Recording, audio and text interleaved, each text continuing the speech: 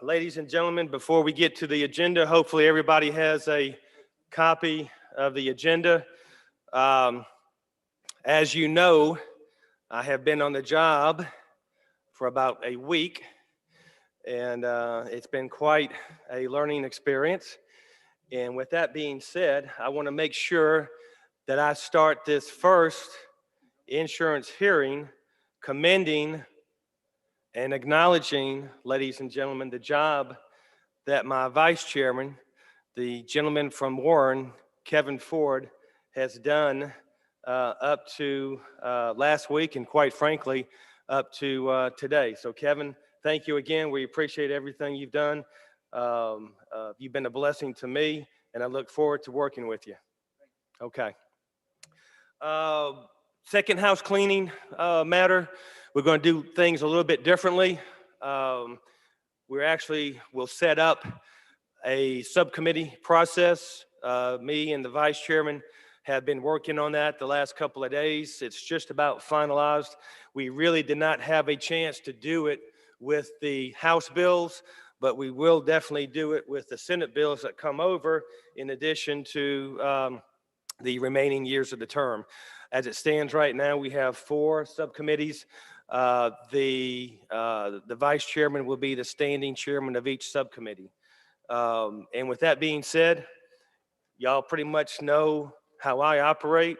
If anybody wants to work, I don't care what part of the state you're from, you know, and just come see me and I'll put you to work and we'll go through the subcommittee process and give you some responsibility in the insurance committee.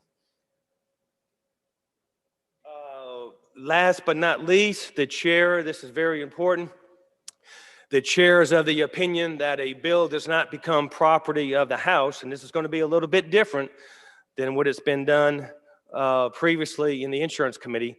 But those who have served with me on the House Banking Committee, you know that this is the way I do things and the way we operate. But anyways, a bill will not become the property of the House until it passes out of the committee. So with that being said, in either the subcommittee or the standing insurance committee, there is no need, and let me repeat that, there is no need to have a motion to reconsider or a motion to table. Okay, with that being said, the first bill we're going to take up is House Bill 327, the Comprehensive Hurricane Damage Mitigation Program.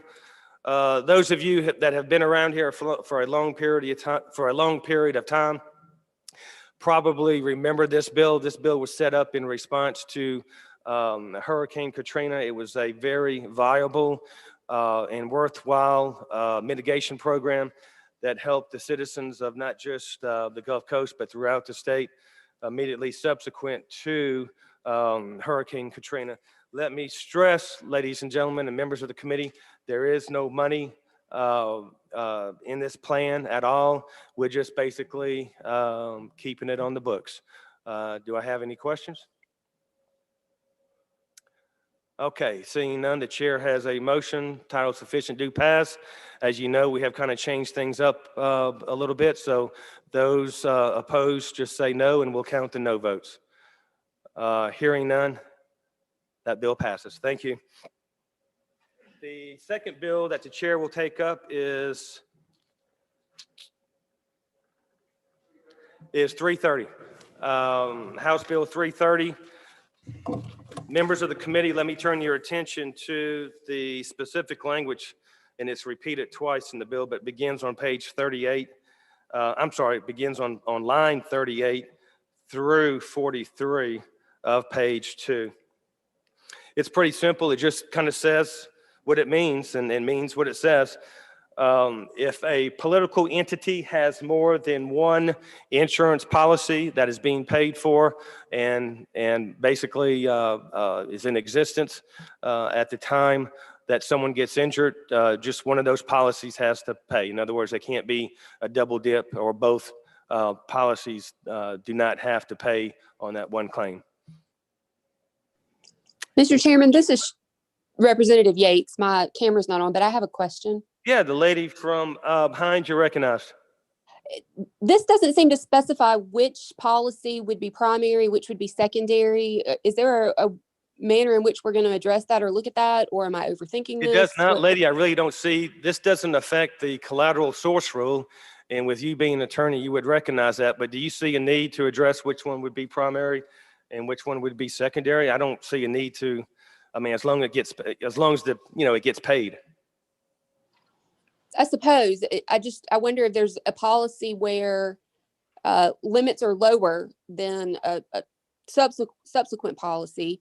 And if one policy is paid, but it hasn't completely paid out the amount of damage or injury because of the occurrence, would this prevent the second policy from being triggered to pay that overage or that secondary amount? No, whatever the damage amount would have to be paid in total without question. Okay. Gentlemen, Mr. Secretary. Thank you, Mr. Chairman. My question is, would this eliminate what is called stacking, where you could, okay, good, that's all I need to know. Okay, any other questions? Those opposed say no. Hearing none, the bill passes. Okay, the chair recognizes the vice chair to handle the remaining two bills. Mr. Vice Chairman. Thank you, Mr. Chairman. I call up House Bill 331. We're going to do a committee sub instead of in lieu of the original bill, Mr. Chairman. You okay? You're recognized. Thank you, Mr. Chairman. House Bill 331 is a Mississippi PEO recognition registration bill. Basically, this was brought to us by the industry itself. Would affect somewhere around 40 businesses in Mississippi to the top end of 50.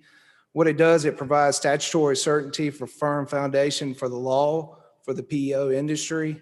And then the other thing it does is it resolves the most common legal issues that can arise from a co-op employment context. So don't think staffing agency, think payroll. So if you have multiple employees working for different companies, these organizations exist to allow them to be able to get benefits like 401k, insurance, life insurance through the employer. So these will be different employees working through an employment agency through different companies. So what it is that 41 states have done this as well. We're just getting into it this year.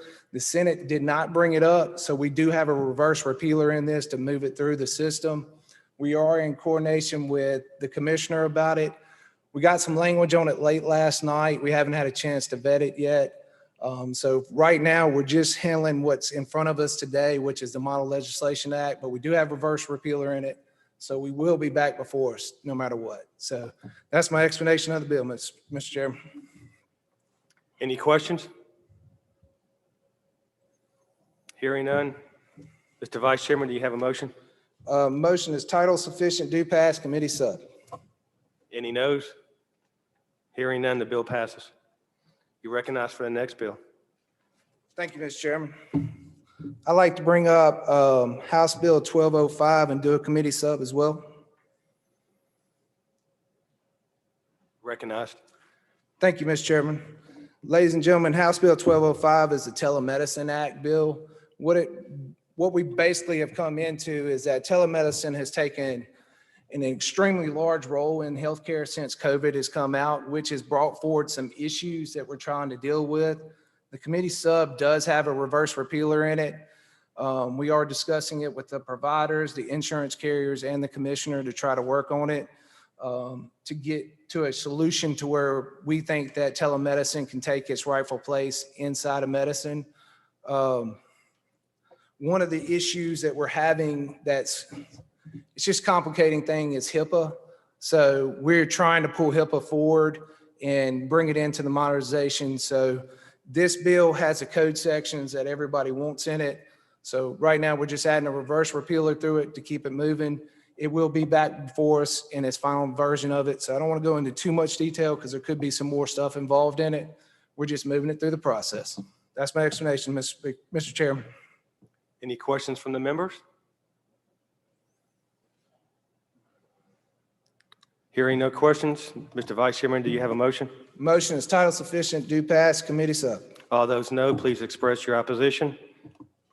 Hearing none, bill passes. Mr. Vice Chairman, do you have a motion to rise and report? Rise and report. So moved. Thank you.